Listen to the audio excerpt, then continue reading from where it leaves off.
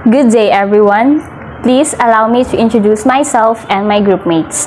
I am Marian Dotado, and my groupmates are Sarah May Hornilla and Faye Panaligan.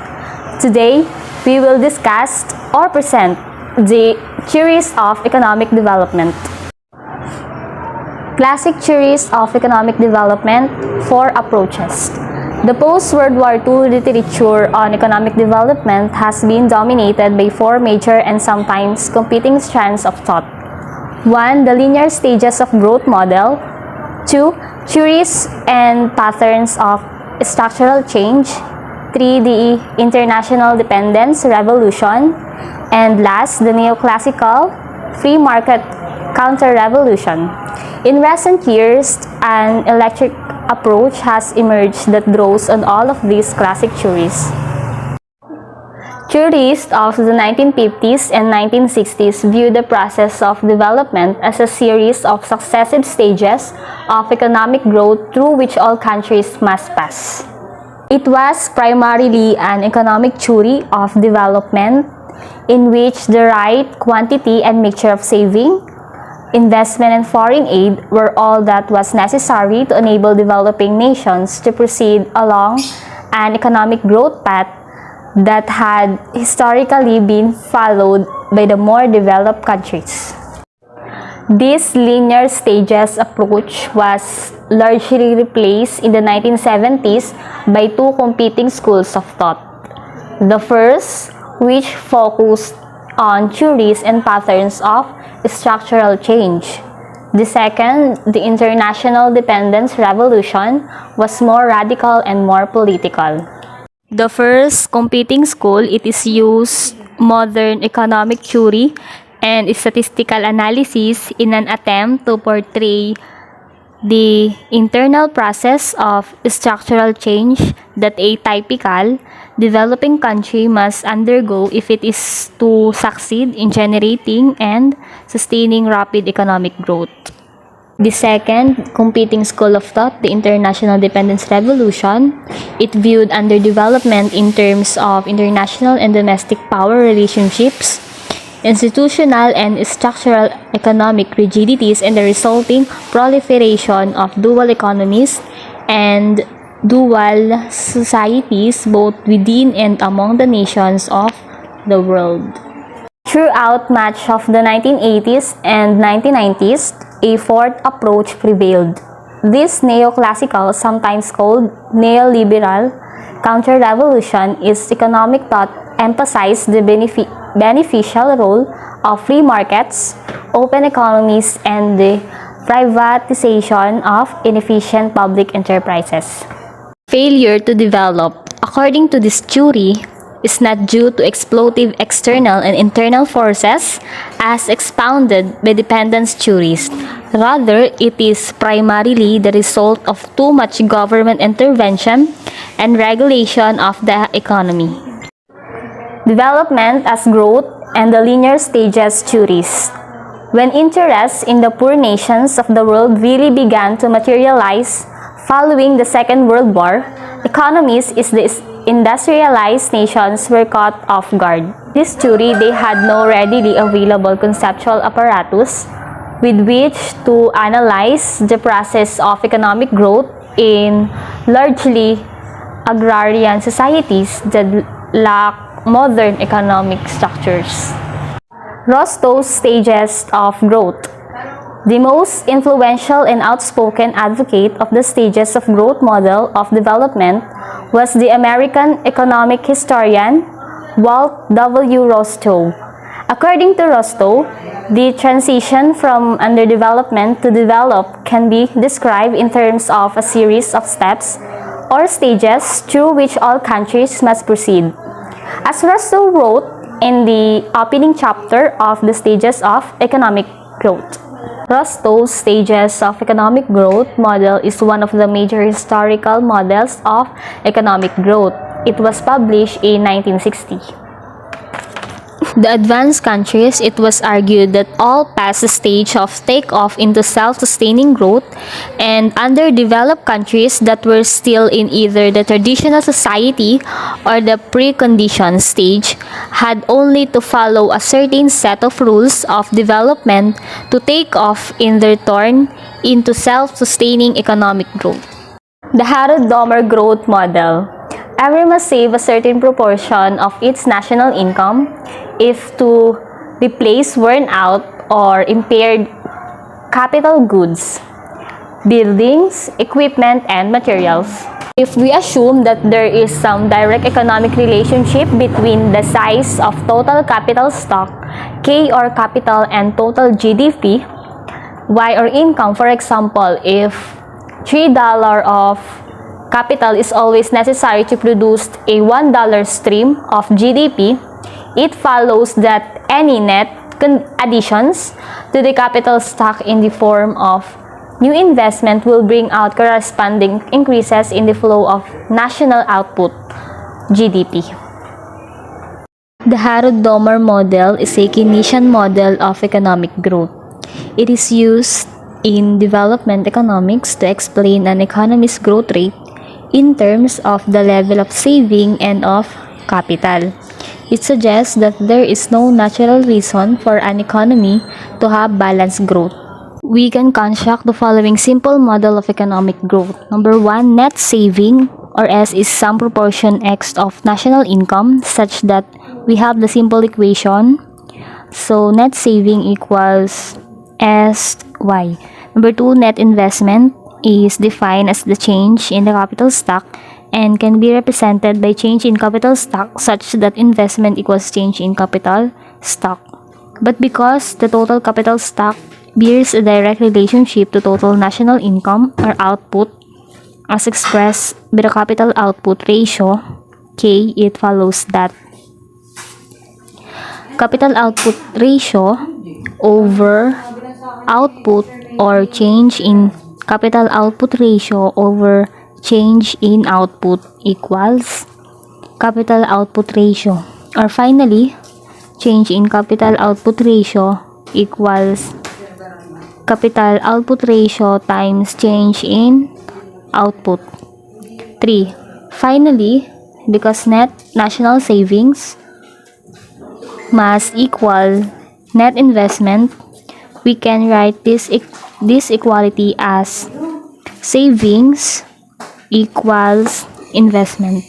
It therefore follows that we can write the identity of saving equaling investment shown by equation 3.4 as savings equals savings times output equals capital times change in output equals change in capital equals investment, or simply as savings output equals K change in income.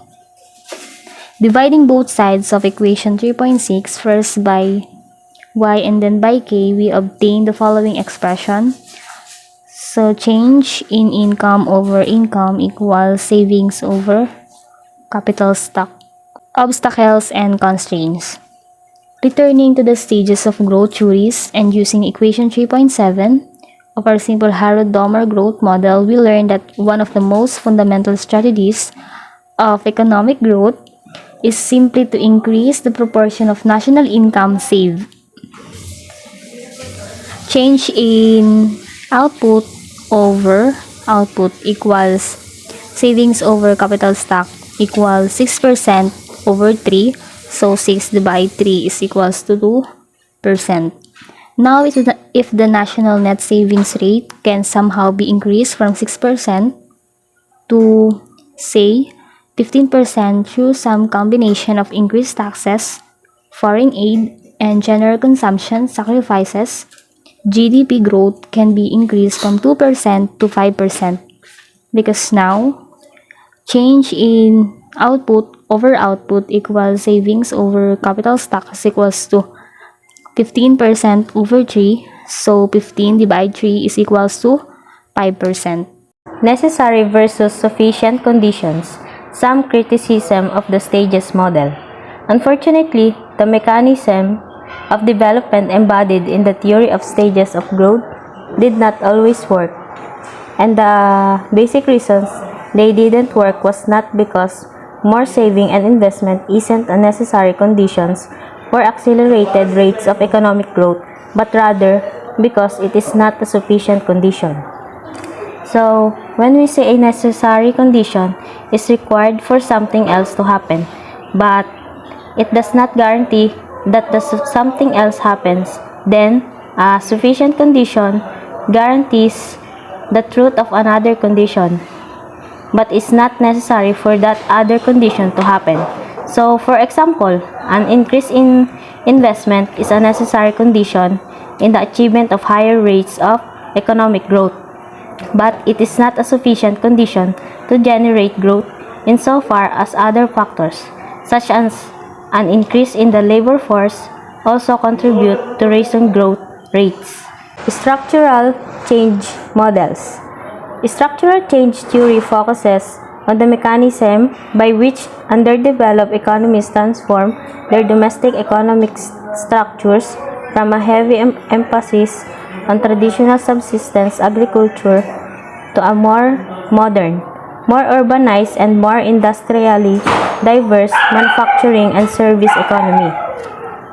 So, this means that it employs the tools of neoclassical price and resource allocation theory and modern econometrics to describe how this transformation process takes place. Two well-known representative examples of structural changes approach are two-sector surplus labor. The Lewis theory of development basic model is one of the best-known early the theoretical models of development that focus on the structural transformation of a primarily subsistence economy was that formulated by Nobel laureate W. Arthur Lewis in the mid-1950s and later modified, formalized, and extended by John Fay and Gustav Branis. Lewis' two-sector model became the general theory of the development process in surplus labor. Third world nations during most of the 1960s and early 1970s still has many adherents today.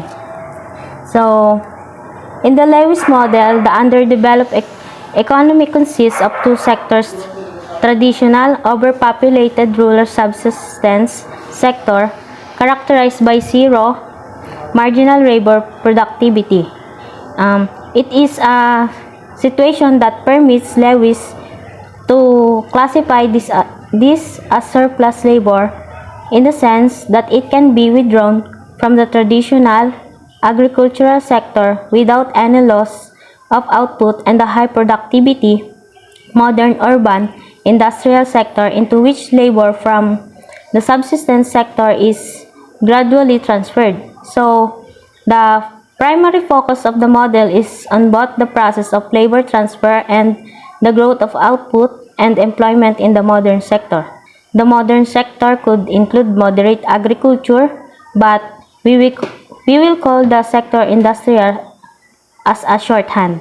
We can illustrate the Lewis model of modern sector growth in a two-sector economy by using figure 3.1. Consider first the traditional agricultural sector. Figure 3.1, the Lewis model of modern sector growth in a two-sector surplus labor economy. In figure 3.1b portrayed in the two right-side diagrams, the upper diagram shows how subsistence food production varies with increase in labor inputs.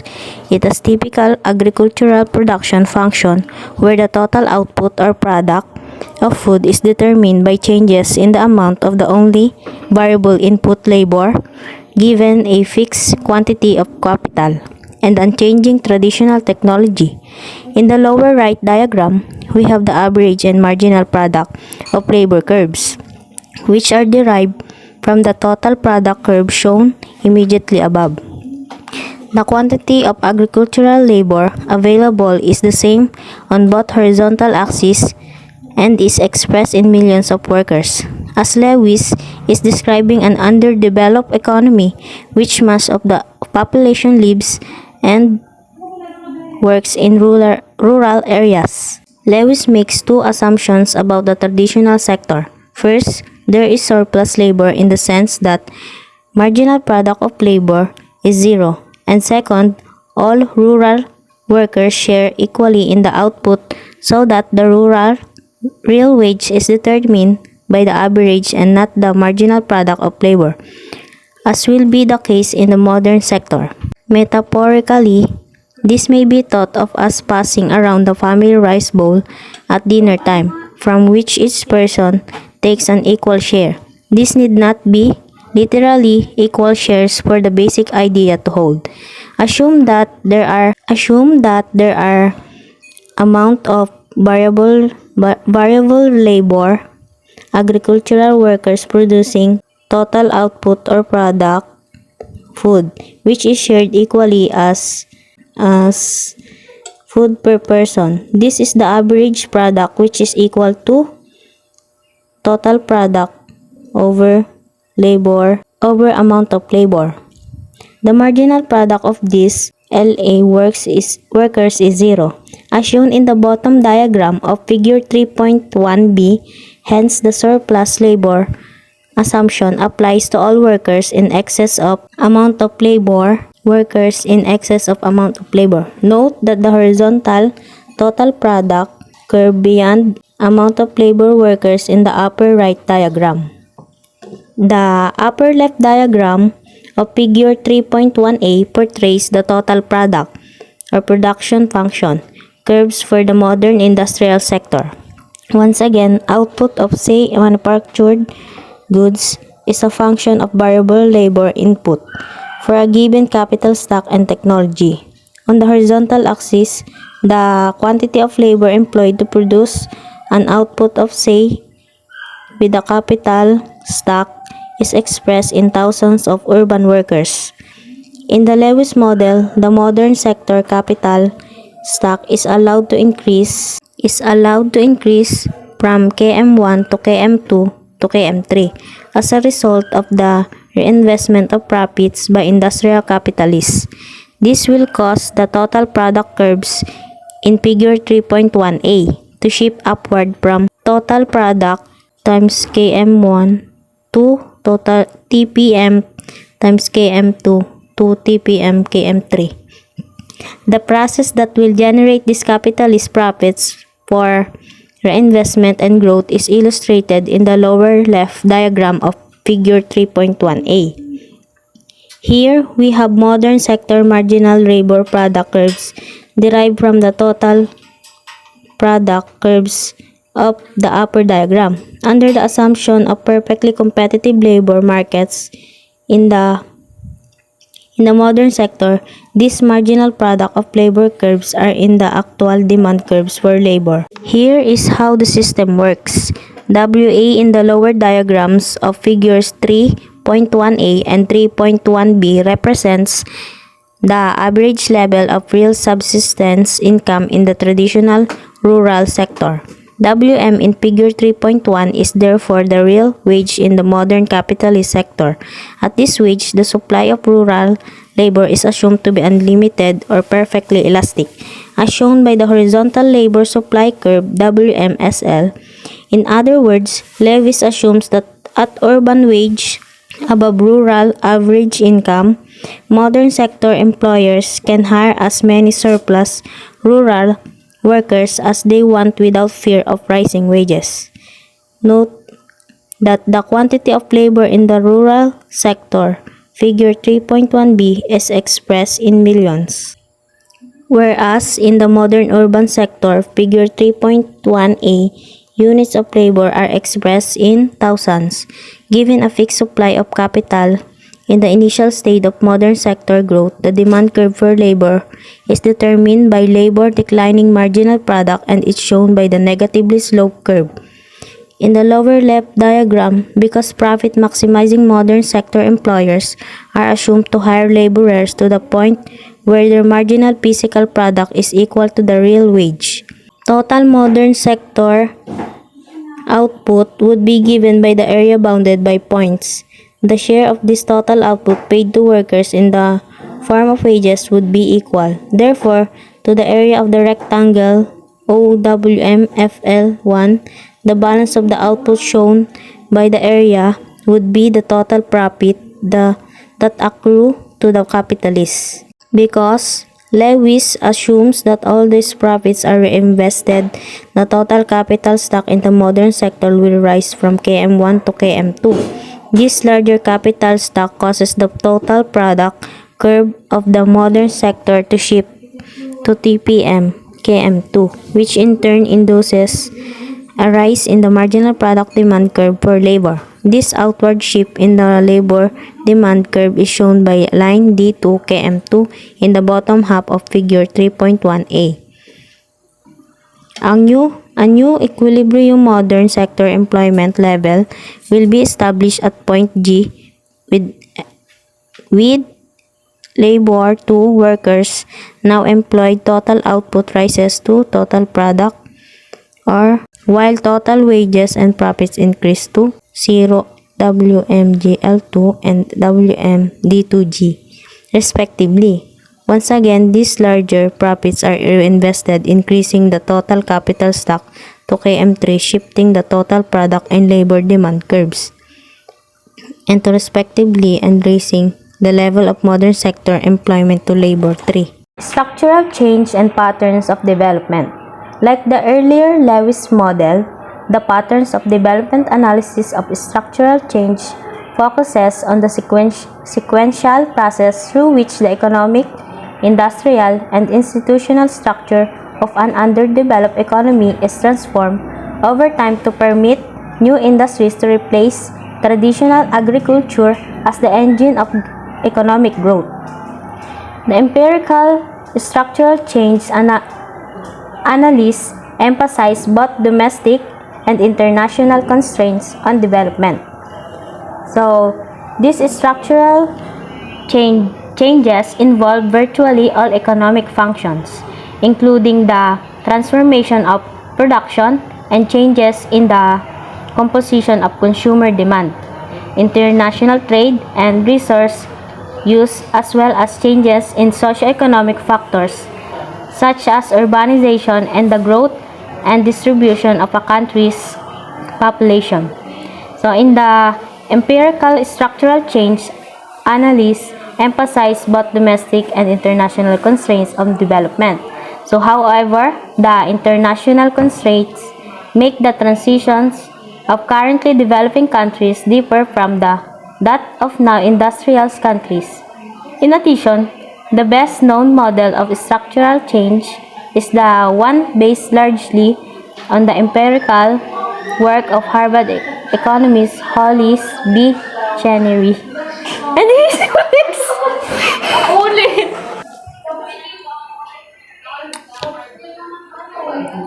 However, the international constraints make the transition of currently developing countries differ from that of now industrial countries. So in addition, the best known model of structural change is the one based largely on the empirical work of Harvard economist Hollis B. Chenery and his colleagues, who examines patterns of development for numerous developing countries during the post-war period. Conclusions and implications.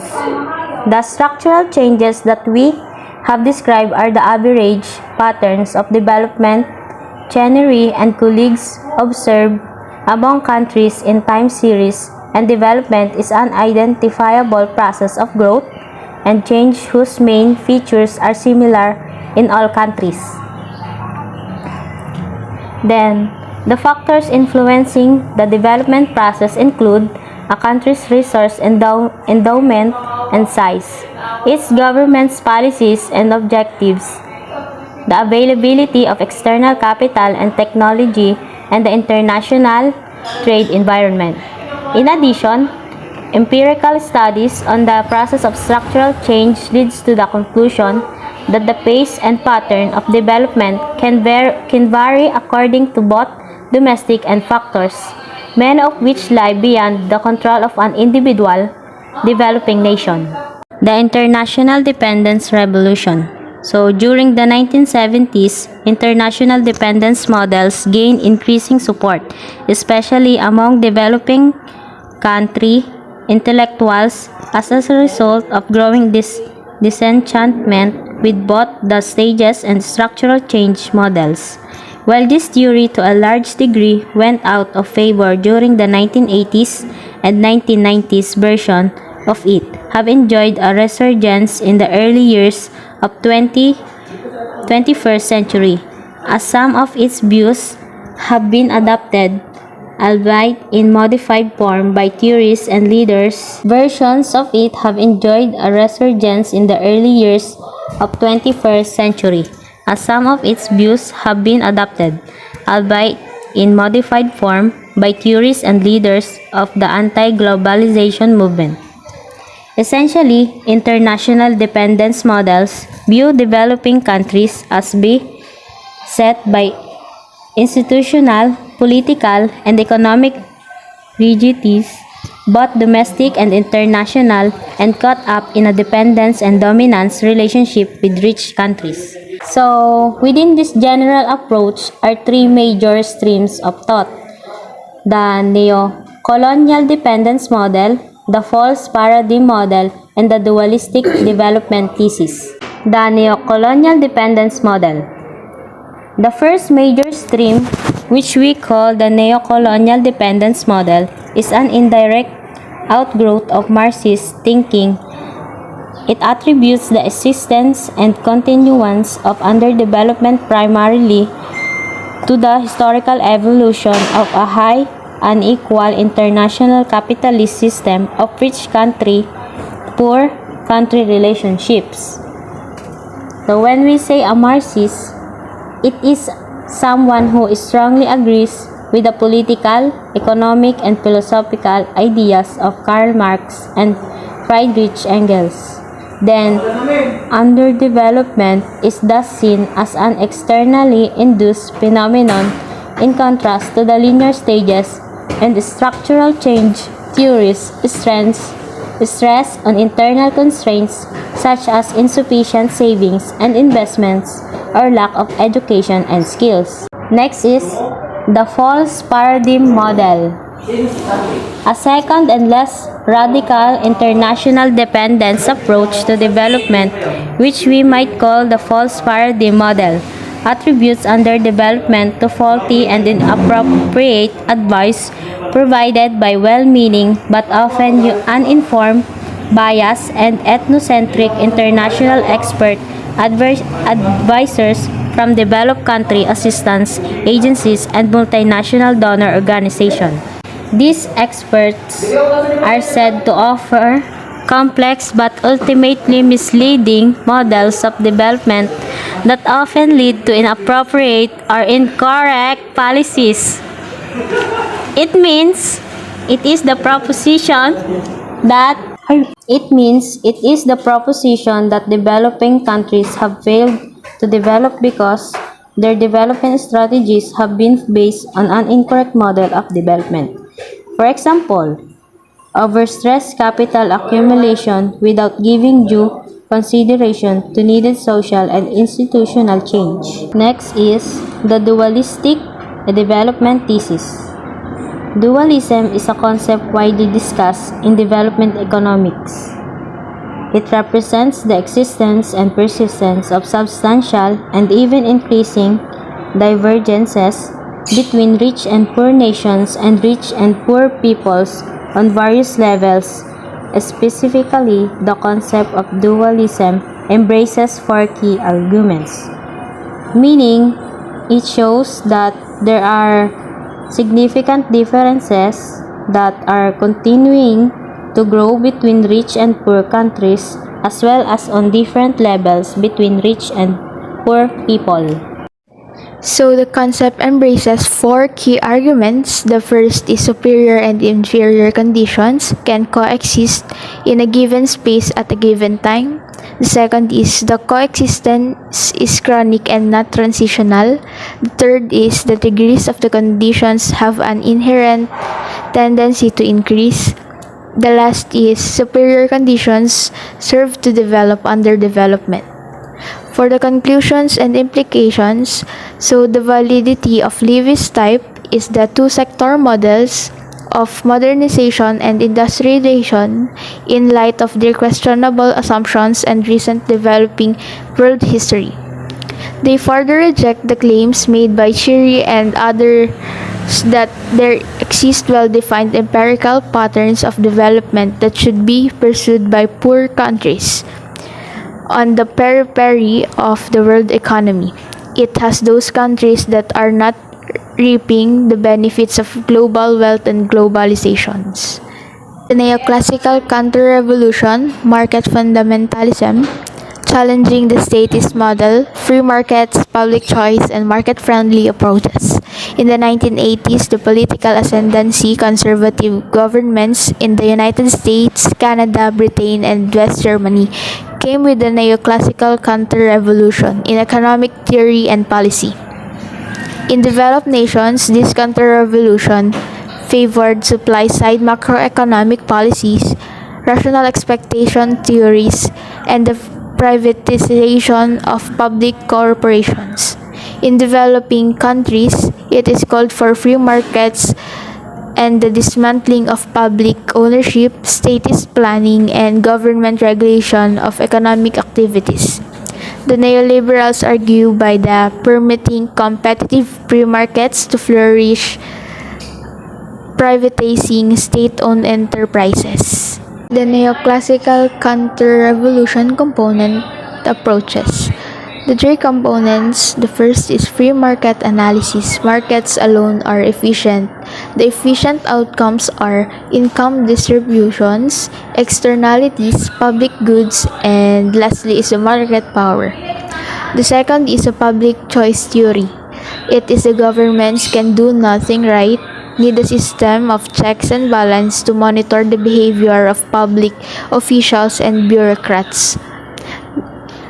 The second is we need a democratic system to let people choose public officials and bureaucratic for limited duration of authority.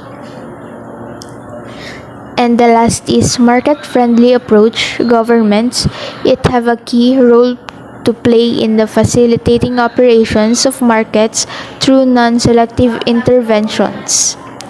The non-selective interventions are income redistribution system, investment in social and human capital, anti-protection policy, and the last is antitrust laws. Traditional neoclassical growth theory, in terms of GDP growth, this is equivalent to raising domestic savings rates, which enhances capital labor ratios and per capita incomes in capital poor developing countries.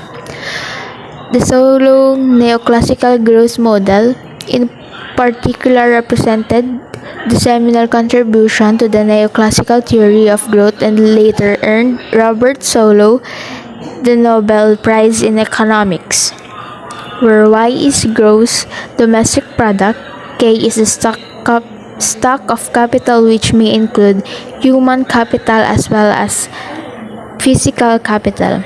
L is labor, and A represents the productivity of labor, which grows at an exogenous rate.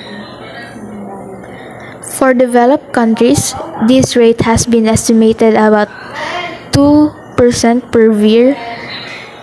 It may be smaller or larger for developing countries, depending on whether they are stagnating or catching up with the developed countries. Total capital stock grows when savings are greater than depreciation. Closed economies with lower savings rate grow more slowly in the short run than those with high savings rates and tend to converge lower per capita GDP levels. And for the open economies, it experiences income convergence at high levels. For the conclusions and implications, whereas dependence theorists may, but not all of whom, were LDC economists. So underdevelopment as an externally induced phenomenon, neoclassical revisionists, most but not all of whom were Western economists. So the problem as an internally induced LDC phenomenon caused by too much government intervention and bad economic policies. Classic theories of development reconciling the differences. The Lewis two-sector model emphasizes the importance of attempting to analyze the many leakages between the traditional sector and the modern industry. In summary, each of the approaches to understanding development has something to offer.